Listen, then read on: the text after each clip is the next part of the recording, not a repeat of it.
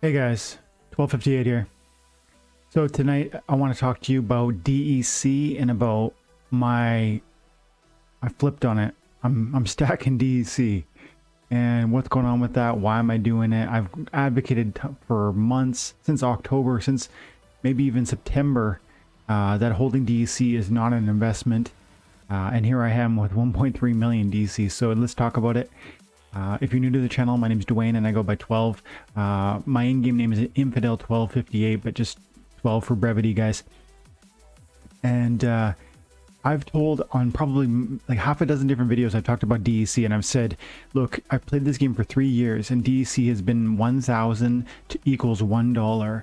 And then it reached all the way up in October of 2021 up to a 1.6 pennies per DEC, which is 1,600 times the intended peg value, I believe. You know, that's crazy.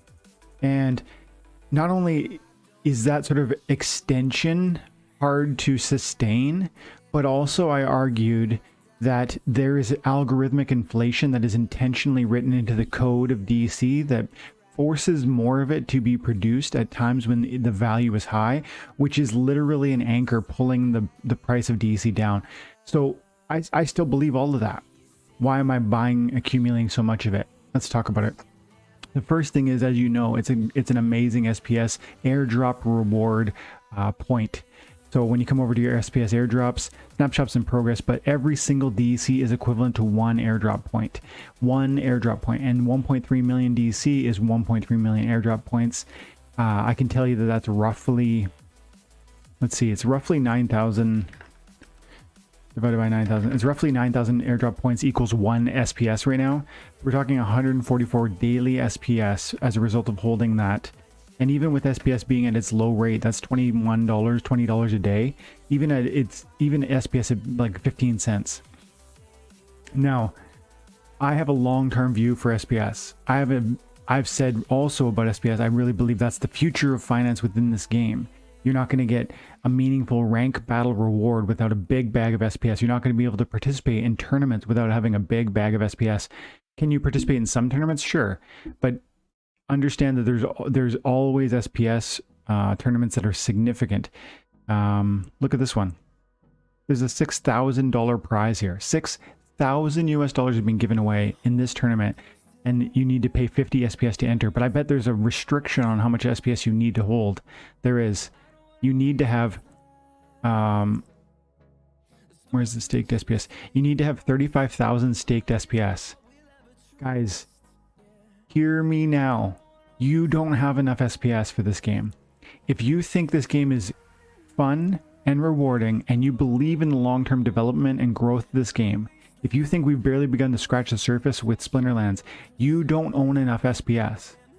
There are very few people that own enough SPS, and we can begin to explore that if we want to come over here and to peakmonsters.com, which is, as you guys know, is my favorite marketplace for Splinterlands related buy, sell, trade, all of that, and even market information. You come over here to Explorer, and where is it? Top holders, and you can look at, you can arrange this rich list by whatever you want. Collection power, DEC, credits, SPS. Look at this. Where am I? It tells you somewhere. Where does it tell me? It tells me where I'm at. I know it does. Okay, my rank is 170,000. There are 400,000 accounts that play this game on a daily basis, roughly. I'm going to confirm that right now before I quote that. That's what it used to be. So go Peak Monsters, Explorer, Dashboard. There are... Here it is. Metrics by Splinterlands accounts. Okay, so there are 360,000 daily active accounts as of January 15th, 2022. 360,000. But then if we go over to this other page of Peak Monsters, you can see that I'm only 170th. 170,000th. I'm not even, like, I'm just above the middle. Like, barely. And I have 27,000 SPS. Not only that, but like I pointed out here, I don't have enough SPS to join this tournament. Like, and you don't spend that SPS, guys. Some of you might be thinking, wow, I would never spend 30,000 SPS to join a tournament. You don't. The game is asking that you have that much stored or staked. And then once you meet that criteria, that expectation, then you're allowed to enter for an SPS entry fee of 50 SPS, which might sound like a lot of money to you also. And it is. But look at these rewards. 4 people are going to get 2,000 SPS. Another 4 are going to get 1,500.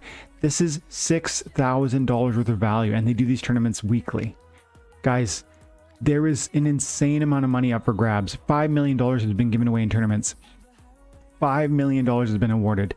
This number is going to skyrocket. When these SPS values actually reach out to where they could go, 50 cents, $1, $2, this is going to be crazy.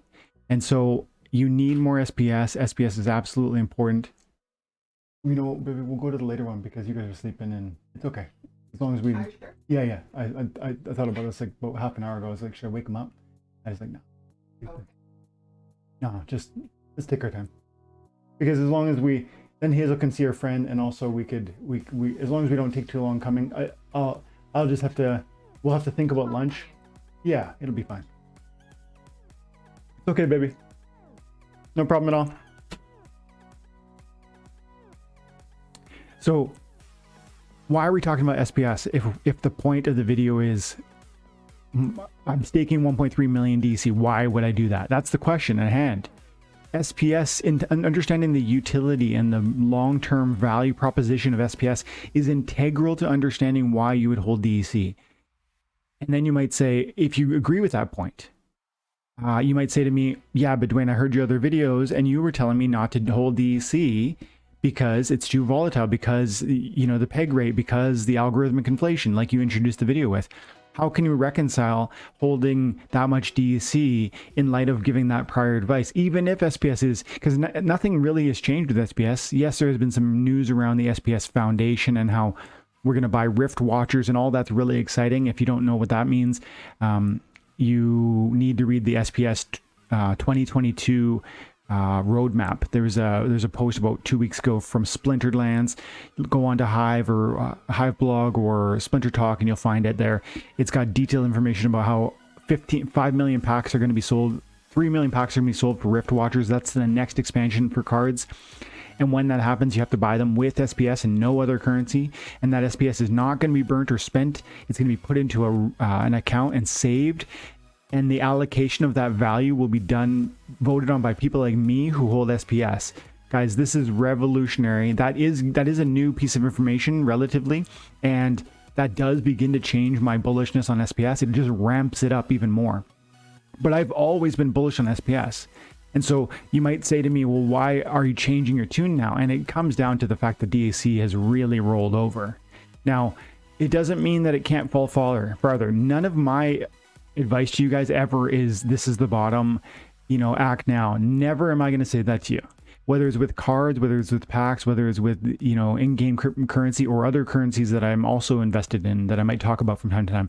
I'm never going to tell you this is the bottom for DEC, this is the bottom for, you know, monster cards, you better act now. It's going to be, my view is never so short term. I'm not talking flips. I'm not talking, you know, short, you know, get a 5 or 10% turnaround here. I'm talking in 3 or 4 years, what's this play going to be worth to you? And that's how I've approached this game, and that's how I've allowed this game to financially change my life. And I think that's what the recipe for you is going to be. It's patience, it's persistence, it's understanding that the value of your time and attention, and over a long enough time horizon, realizing trivial rewards can become meaningful as they snowball. That's the formula. That's what we're talking about here. So as for the first big point is that DEC has collapsed, right? It went from 1.6 pennies, US pennies. And it was like, let's see, we're right up here. It was 1.6 cents right there on October 14th of last year. And this whole time, this whole top, I was saying, this is not good, guys. Don't hold DEC, don't hold DEC. And everyone in my comments was saying, you don't understand the SPS airdrop points. It's like, yes, I do. I always have. But I look at the full picture and I think I'm not trying to win in a 2-week or a 2-month window. I'm looking at 2 or 4 years down the road and where I'm positioning myself now so that my trajectory is heading to the right end location. And when I see this run up, I'm like, I told you guys, you can go see my videos from October and September talking about DC. There were a couple of them. It's like, this is dangerous. I wouldn't do that. And it's bled out hard. And it's beginning to flatline a little, which is indicative of, in my opinion, an opportunity to buy. That's the first point. The second thing is, I'm not worried about price declines from this point.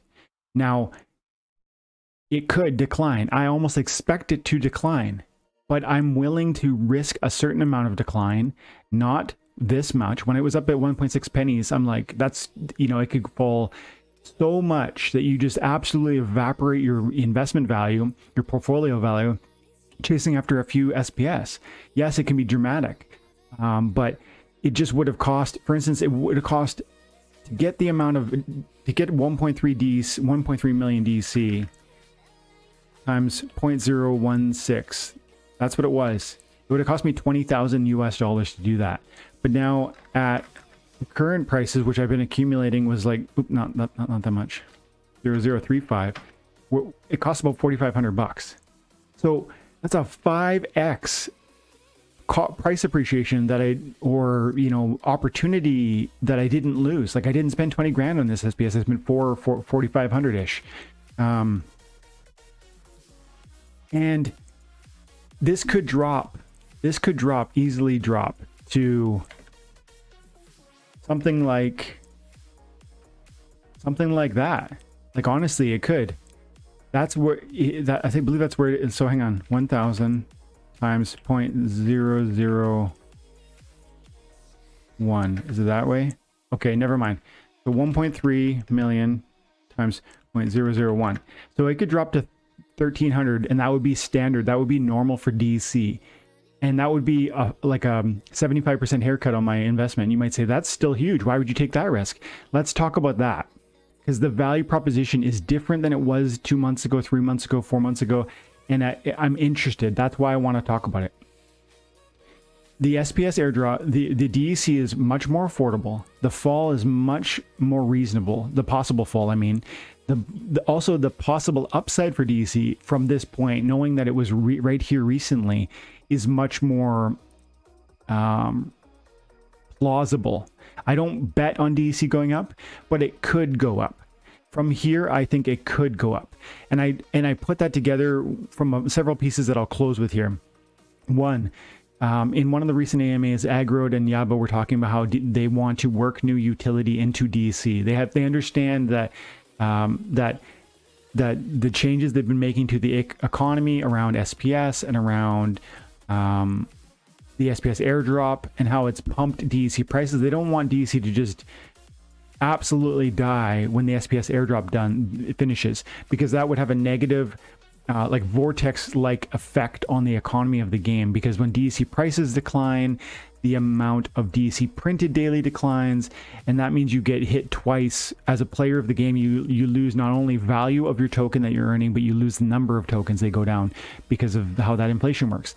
So it makes it could suck the reward potential out of the game and disincentivize play and really take the wind out of their sails. So they understand that. I believe they understand it. They've hinted, without explicitly saying what they're going to do, they've hinted that they will work new value into DEC, new utility. I don't know what that means, but I trust these guys. So again, it comes back to, do you believe that the game's not only fun and rewarding, but that you think it's got a good, future? I do. When I hear them speak about that, I trust it. And so that's a huge incentive to me. That my tune started to begin to really roll over while the DEC price was crashing into a place where I felt it was more modest, still high, still very high. Like I said, it could drop to $1,300 and I have $4,500 worth of DEC. That would be a big loss to me.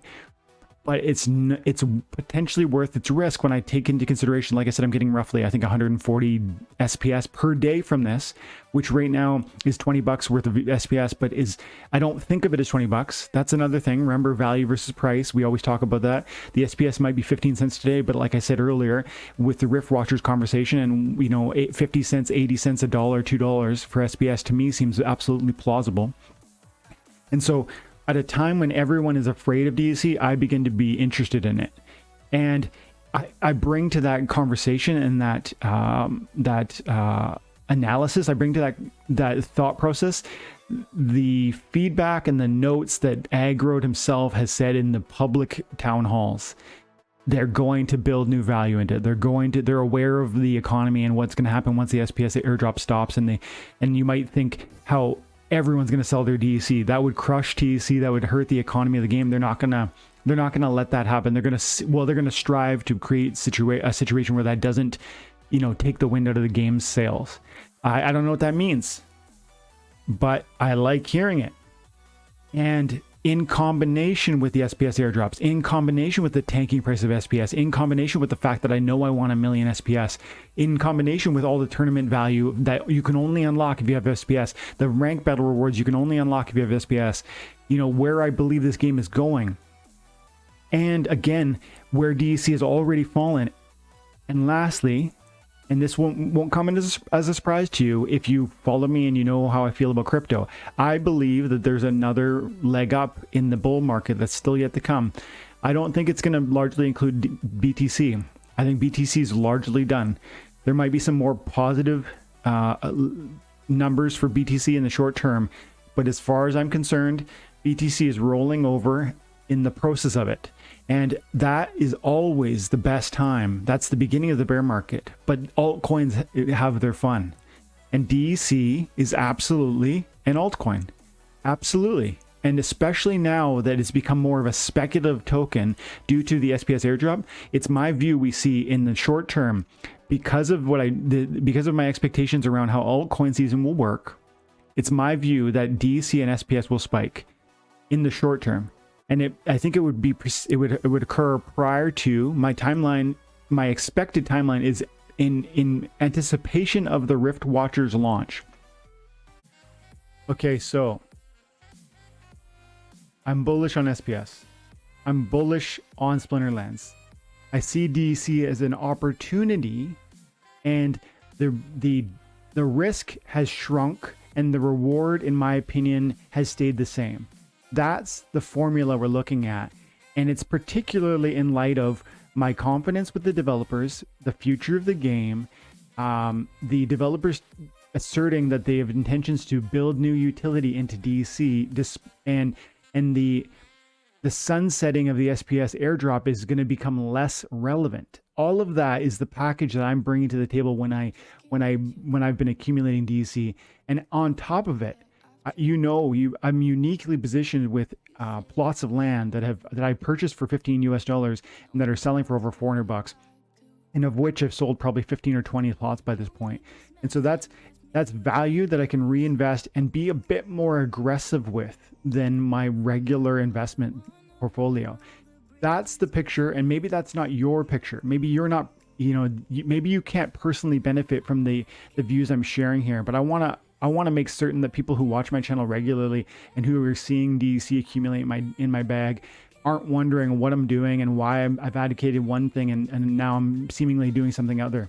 I think this is in direct alignment with the views I've espoused prior, because it's that continued process of looking at the value you hold and asking yourself, would I be better over here or over here? Constantly rethinking things, not chasing after this and that blindly, but thoroughly thinking it through and being willing to revise your plan if you feel that there's a new alternative or new opportunity that might be, uniquely beneficial. And I wanted to point to the town hall from December 24th, the blog post. This is where they talk about, I think this is the one where they talked about marketing updates, Rift Watchers, BS Land, Future Chaos Legion, Town Halls. Rift Watchers.